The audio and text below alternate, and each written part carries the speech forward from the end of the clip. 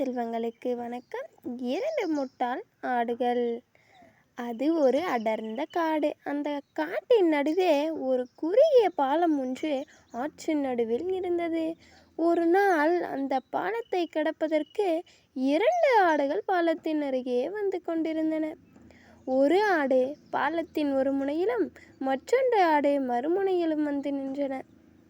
அந்த பாலத்தை ஒரே நேரத்தில் ஒருவர் மட்டுமே கடக்க முடியும். இது தெரிந்தும் 2 ஆடுகளும் பாலத்தை கடப்பதற்காக ஒரே நேரத்தில் ஏறி பாலத்தின் நடுவில் வந்து நின்றன.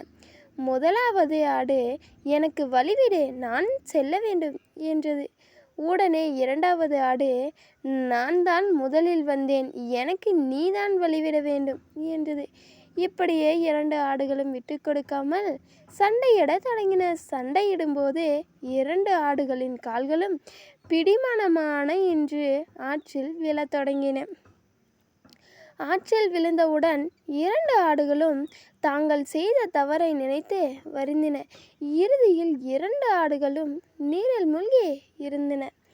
விட்டு கொடுக்க வேண்டிய நேரத்தில் கண்டிப்பாக விட்டு கொடுக்க வேண்டும்.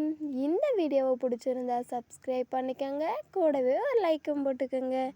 அப்போ தான் நாங்கள் போடுற வீடியோ உங்களுக்கு வந்து சேரும்.